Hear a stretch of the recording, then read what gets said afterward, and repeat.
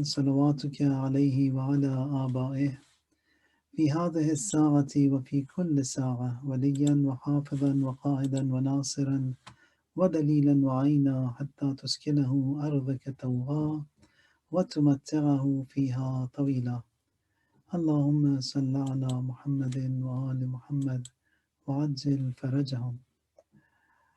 Returning to the Wasiyat of Amir al-Mu'mineen Ali alayhi salatu wassalam, Imam today says, والجئ نفسك في الأمور كلها إلى إلهك فإنك تلجئها إلى كهف حريز ومانع عزيز.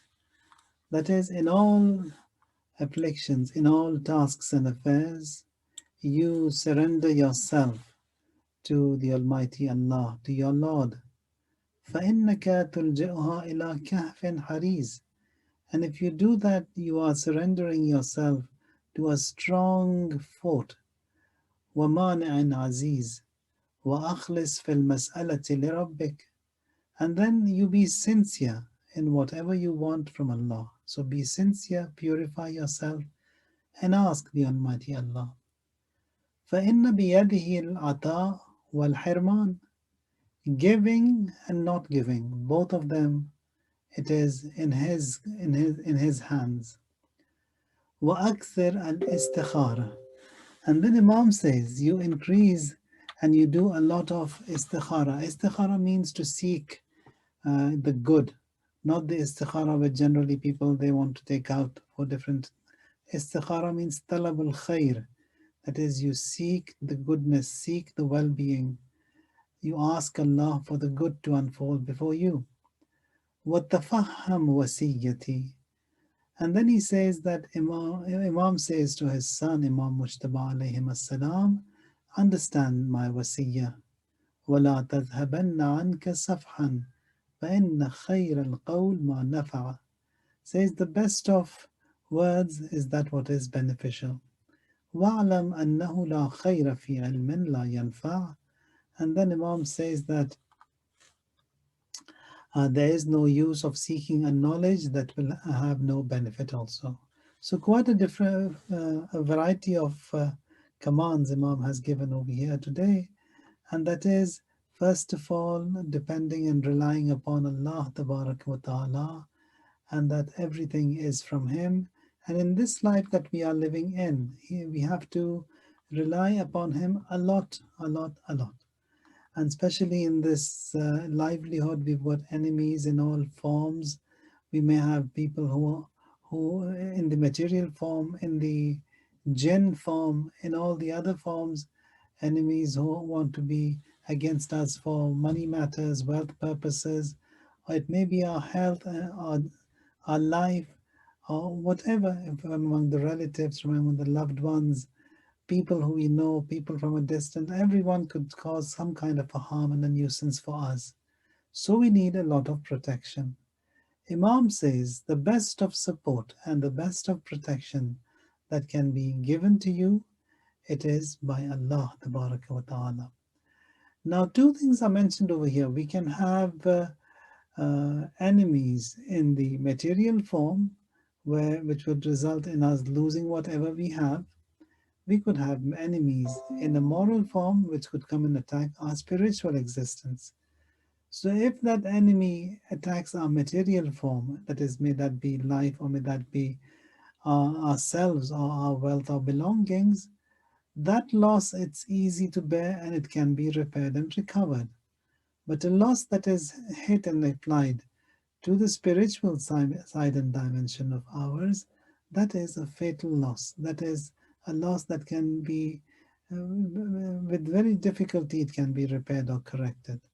So, in this world that we are living in, we will come across all these different traps and attacks from Satan's in all these different forms. May that be material, may that be spiritual, the moral side. So, we have to be careful over here. So if it is the losing away of the material side, let it go. If it is the going away of the spiritual side, we have to be firm over there. Now, when we look back into history, on the day of Ashura, Hor, when he comes, he was on the other side. And he comes and he sees then when his people, they said that, Hor, why do we see you so much upset?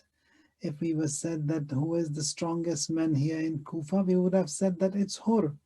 But why do we see you like that, as if you have no intention to fight, as if you have changed or switched? Hor in reply says, I find myself between the hell and the heaven. The heaven I will not let go, and the hell I will not enter. So that is that spiritual side. Importance was given to that, and he ascends to the highest of ranks. And on the contrary, there were others. To them also both those paths were presented, like Umar Asad and everyone else. To them also it was presented, but they said that what is going to be given to us in the Akhirah, that is something which is unseen and in future, but that what I'm going to get here, cash and in hand, that is the rule in Ray and Iran. He neither got to neither of them. So it is always the priority that has been given to that should be given to the moral side of affairs. Now, in this moral side of affairs, it's these all different kinds of attitudes and akhlaq and sins and um, association with negative people, with weak people, with bad people, that would result in us also falling in those traps and getting closer to them and aloofing from the spiritual side. Now here Imam says to his son, Alji nafsaka fil umur kullaha. In every affair, in all tasks, you must get help and surrender yourself to Allah, to your Lord. فَإِنَّكَ تُلْجِئُهَا إِلَى كَهْفٍ حَرِيزٍ. That is, you are going to, when you get connected to Allah, you're going to get a support that is strong, that is extra strong, and that will find you salvation and help will be given to you. And then Imam says, be sincere, and as you avail yourself totally and ask the Almighty Allah for whatever you want, and that وَأَخْلِصْ فِي الْمَسْأَلَةِ رَبَّكَ. And in asking the existence of your Lord, whatever you want, ask Him. You don't need to be, you have to purify yourself in whatever you want to ask Him. فَإِنَّ بِيَدِهِ الْعَطَى وَالْحِرْمَانِ. It is in His hands to give and to avoid and not to give. So both are in His hands. When it comes to being, when Imam says that وَأَخْلِصْ نَفْسَكَ, be sincere, to understand this, we have another ayah in Quran when Allah talks about the parents. He says that وَخْفِضْ لَهُمَا جَنَاحَ الذُّلِّ مِنَ الرَّحْمَةِ. That is, before your parents, you lower your wings. Lower your wings. You've seen these roosters, hens, and sometimes dogs as well. When they come before their master, they lower their shoulders, they lower their wings. And that is that height of tawadhu and humility and humbleness that they show before their parents. So Allah says, like that rooster, like that chicken who lowers her wings so much in humility and shame and humbleness, before your parents, you have to be like that. Now, before your parents and then before God, also it has to be just like that. That humility and that humbleness has to be observed. Now, the Almighty Allah, Allah lillahi dinul khalis, that's deen which is khalis, meaning that that deen which has no shirk and polytheism in it, that is for Allah. So a deen I have to have which has no no shirk whatsoever in it. So that deen has to be given to Allah. And then when that is the case, in another ayah says, وَمَا أُمِرُوا إِلَّا لِيَعْبُدُوا اللَّهَ مُخْلِصِينَ لَهُ الدِّينَ. The command is that you worship Allah sincerely, with all ikhlas, and that deen is also for Him. Now, when you want to ask something from the Almighty Allah, who is all pure and who is all sincere, you also have to be sincere in asking from the Almighty Allah. أخلص في المسألة لربك. Now, because He is someone who can give, who can bestow and who can stop. So here we have to know that these givings and bestowals from Him, if He wants to give something to someone, no one can hinder, no one can stop. If He doesn't want to give something to someone, no matter what we do, what door we knock, it will not be given to us when it's meant not to be given. There is this ayah in Quran which is mustahab on the first day of every lunar calendar. You offer this 2 rakat prayer, which is known as the namaz of the first of the month.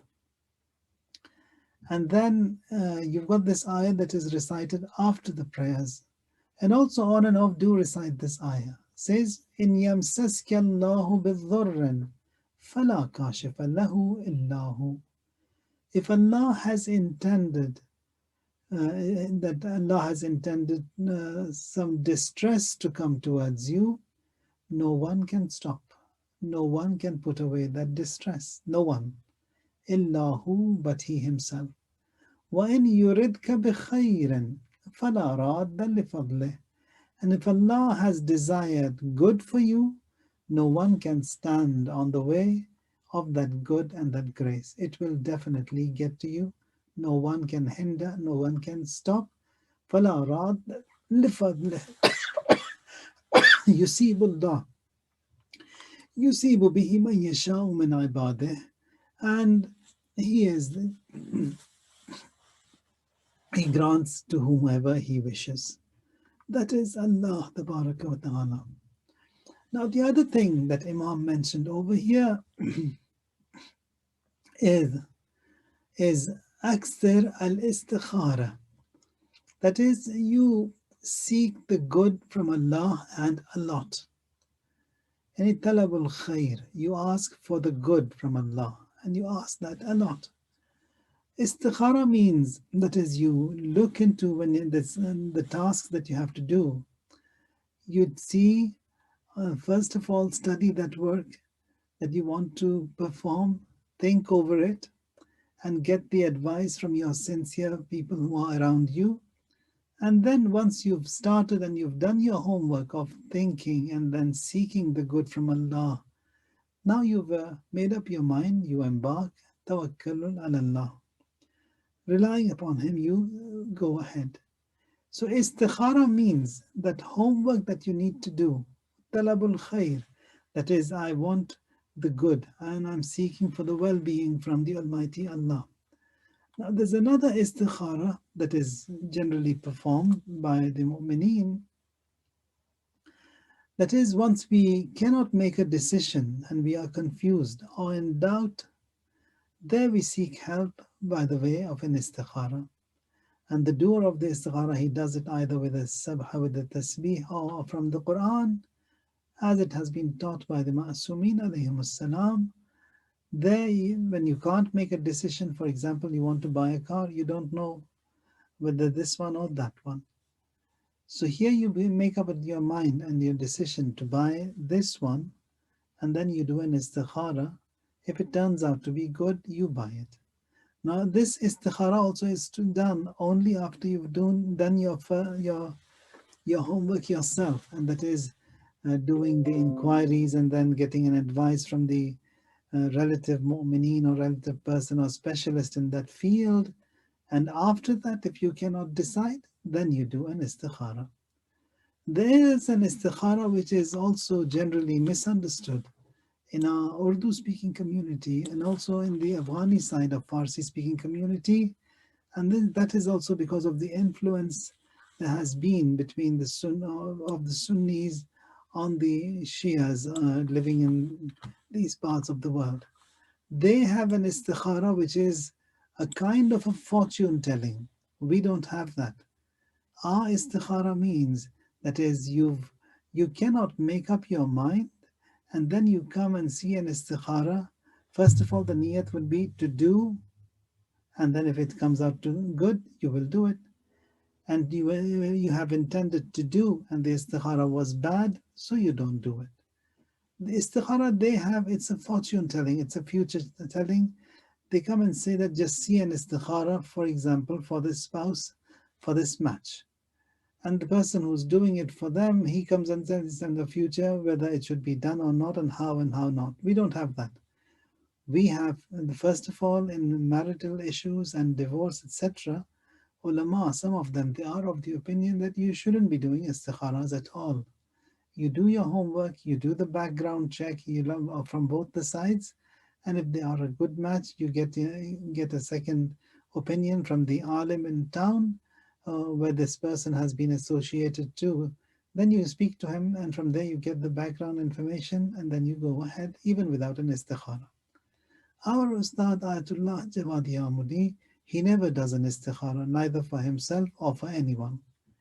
Whenever anyone approaches him for an istikhara, he says that you offer a 2 rakat prayer, and after that you ask Allah what to do. And then when you bow down in sajda of shukr, or immediately after that, whatever comes to your mind is the istikhara. You do accordingly.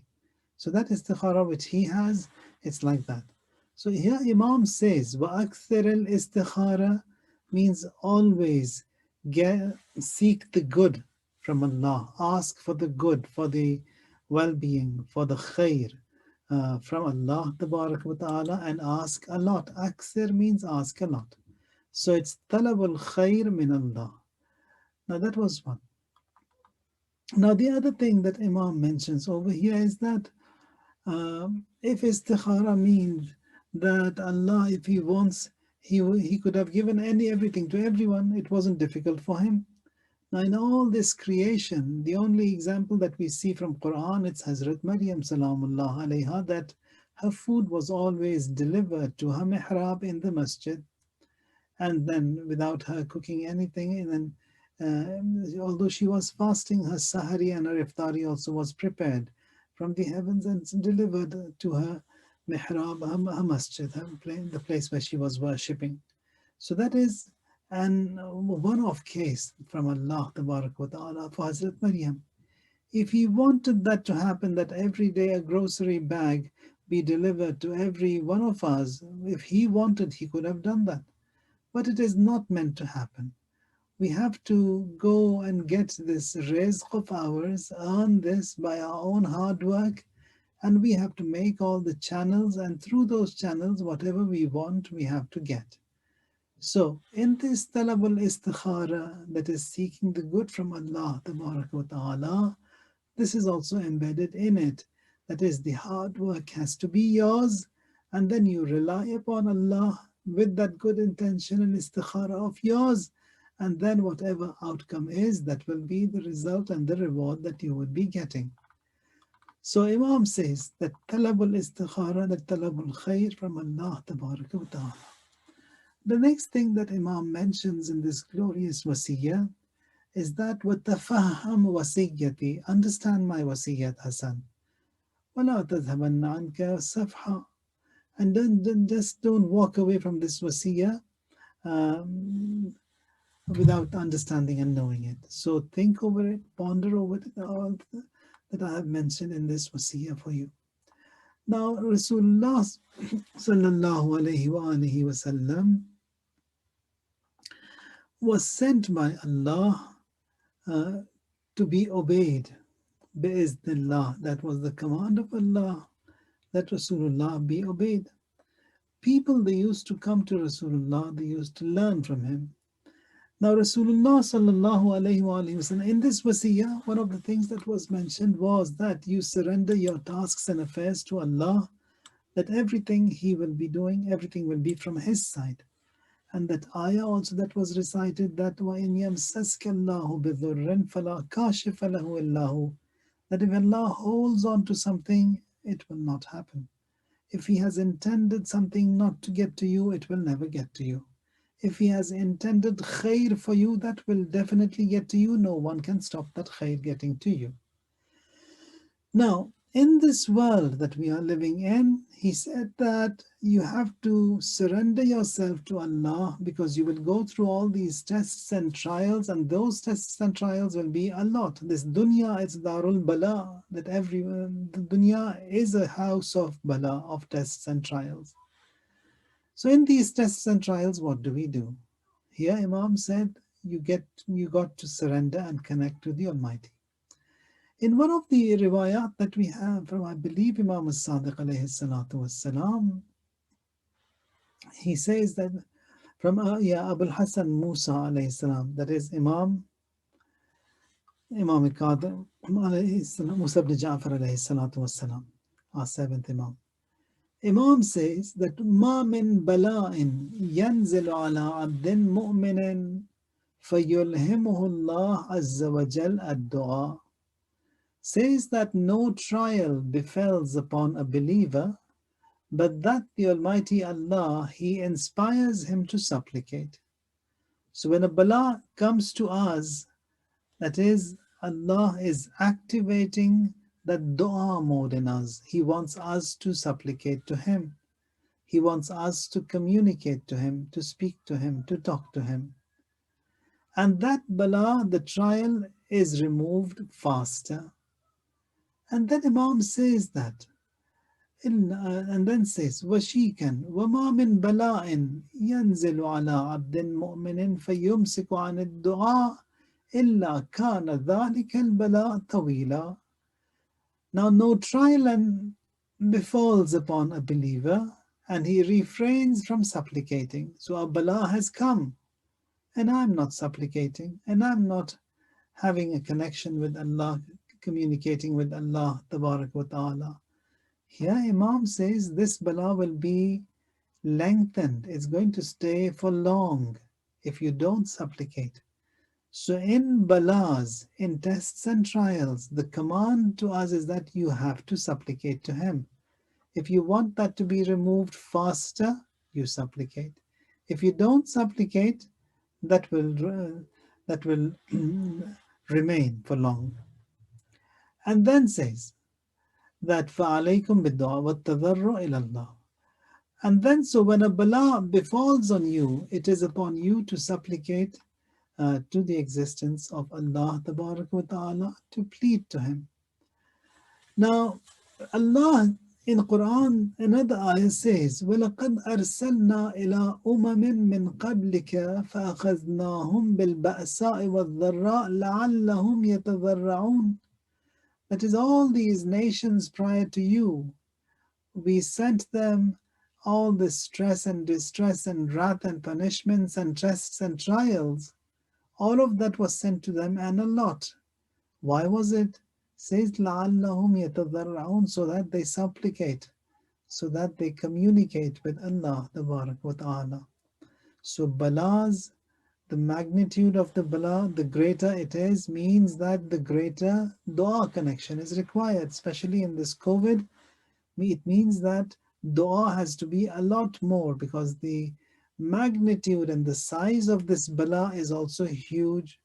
So mu'mineen, when they perform these du'as, and all of these different du'as that are mentioned by the ulama, that way we can get connected to Allah. So in a way we see that this bala has come for us to get connected to Allah Tabaraka wa Ta'ala. Now, these tests and trials, now sometimes balas, they come and they have to be taken positively. And also the balas, they come for us to be tested. Marhum Rajab Ali Khayyat, he says that one day I saw this fresh bread, and it just came from the bakery, very delicious, very tasty. I just saw the bread and I said to myself, today I'll have a big meal. I'll have a big meal of the bread.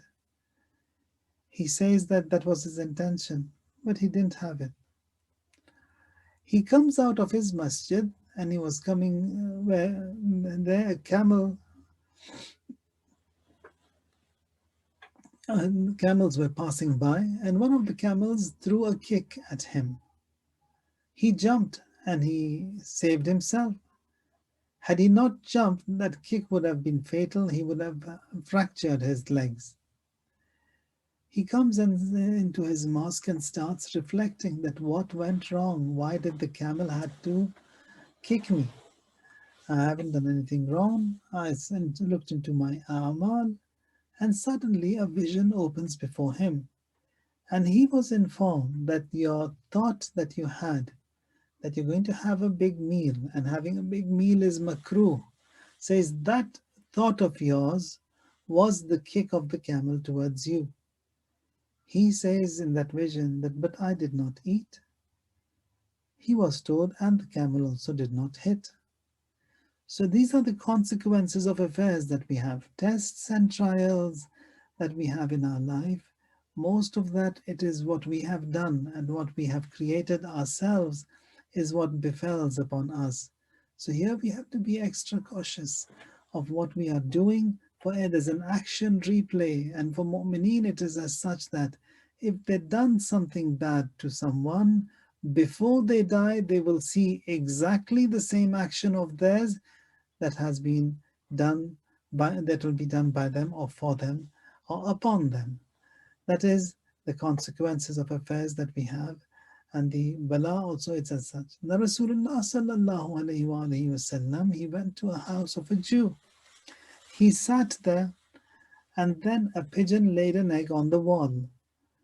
That egg, it rolled from the wall, from the higher wall to the lower wall to the lower wall, and it came all the way down and dropped into the yard of that Jew, and the egg did not crack.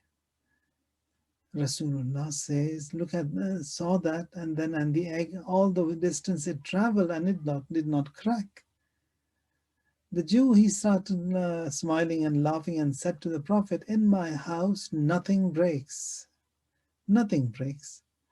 Everything is always perfect and fit. Nothing cracks, nothing breaks, no one shakes, nothing. Rasulullah said to his companions, come on, stand up, let's go. Says, why, where? Says, because a house wherein there is no bala, there is no mercy of Allah Tabarak wa Ta'ala as well. So all of these problems that come across in our lives, they are for three reasons. When we look into the riwayat, it is for three reasons. One, it is for the forgiveness of the sins that we have done, or that Allah wants to increase our rank and give us higher ranks in the akhirah, or it is for the forgiving of the sins that we have done. Or it is for the sins to be shed away, or for the darajat to be elevated, that Allah Ta'ala is. He gives these tests and trials to us. And if you look into Quran also, it's been mentioned, وَلَنَبْلُوَنَّكُمْ بِشَيْءٍ مِّنَ الْخَوْفِ. That is, we test you. We will test you with a little bit of a hunger. That is, your job loss, financial issues, crisis in finances. نَقْسٍ مِّنَ الْجُوءِ means hunger. وَنَقْسٍ مِّنَ الْأَمْوَالِ, that is, in the income has reduced. وَالْأَنفُسِ, loved ones have passed away.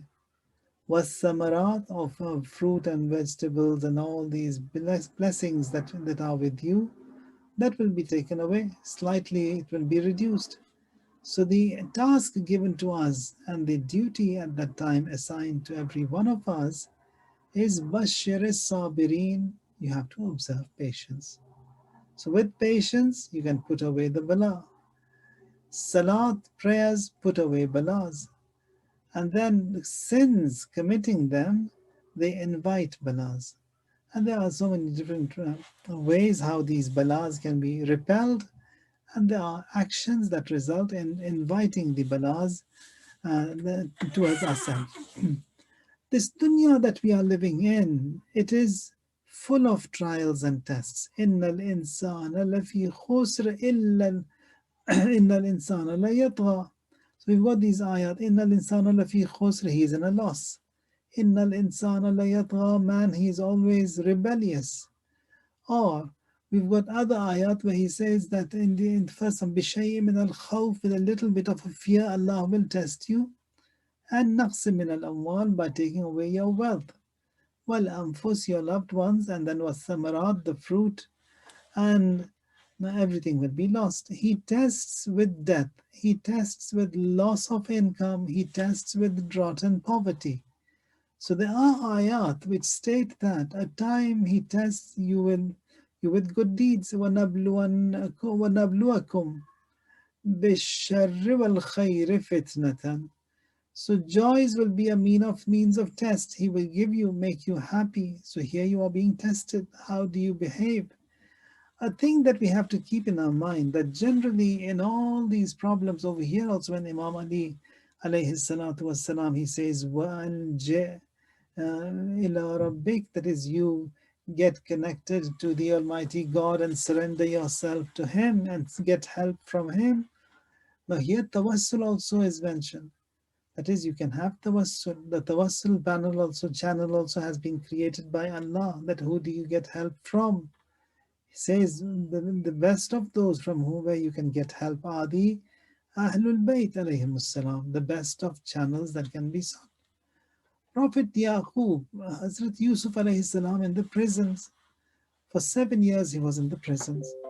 One day he says to Allah that God, by my father Yaqub, forgive me. Why have I been punished over here in this prison? Get me out of the prison.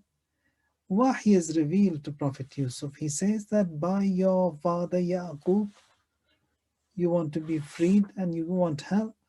Says, what have your father done? What have your father done? Your father, I gave him 12, 11 sons. One of them went missing. He sat and he stood and he cried and he wept so much that he lost his eyes. Says, so what right does he have that you are asking me by his right?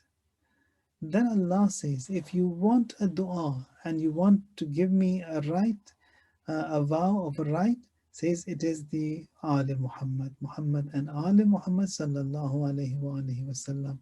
They are the ones who have worked so hard. They are the ones who have been working so hard. And if you want to give me, ask for a dua, then say بحق الزهراء وأبيها وبعلها وبنيها.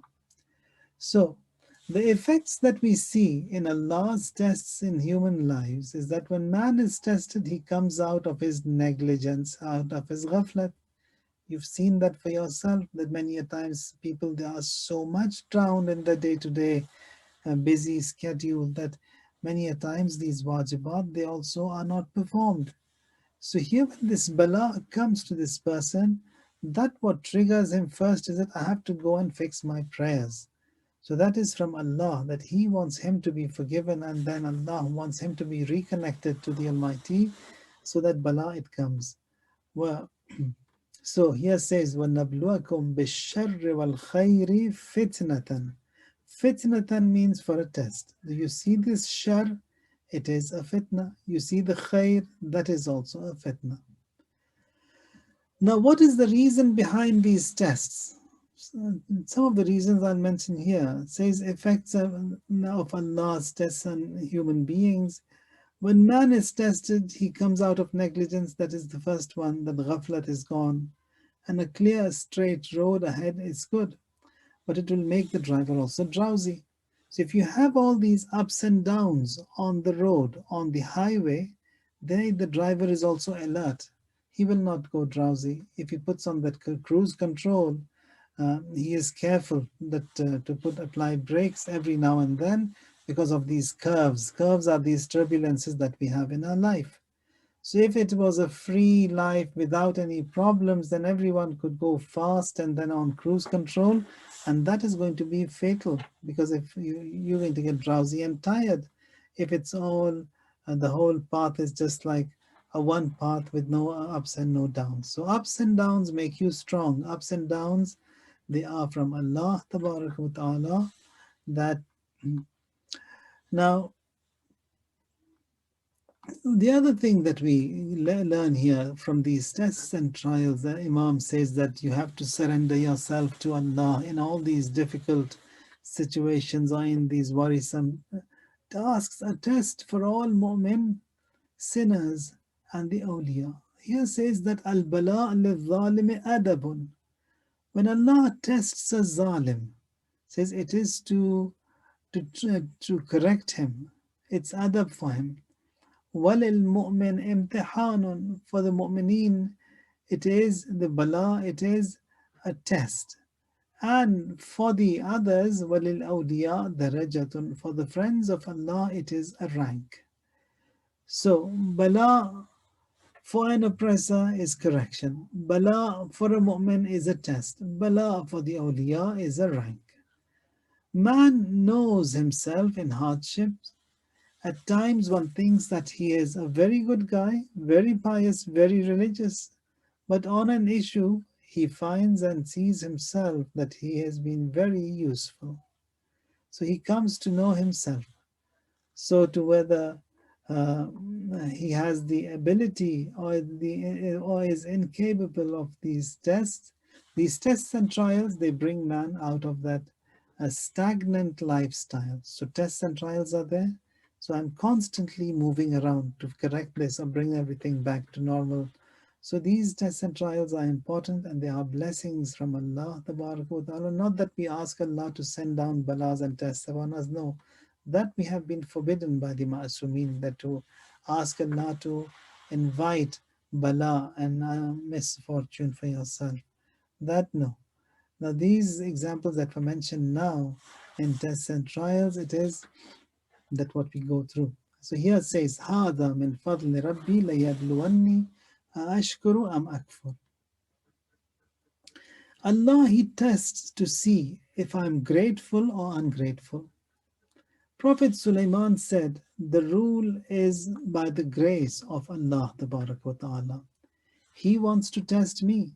لَيَبْلُوَنِّي. Am I grateful to Him, ashkuru, or am I ungrateful to Him, am akfur? So tests separate man. وَلَيُمَحِّسَنَّ اللَّهُ الَّذِينَ آمَنُوا وَيَمْحَقَ الْكَافِرِينَ. That Allah Ta'ala, He may purge, He may cleanse the hearts of those who have faith, and that He may wipe out the faithless. So that's also a test that separates the good and the bad. So tests, bala, they awaken man, they are rewarding, they make us grow, and then man knows himself how able he is in these tests and trials. And then one relationship, our relationship with God is known. So we still learn so many things from these tests and trials. In these difficulties, now those of us who've seen so much of difficulty in our life, we become better, stronger people. We can make up mind quicker, easier, and then we can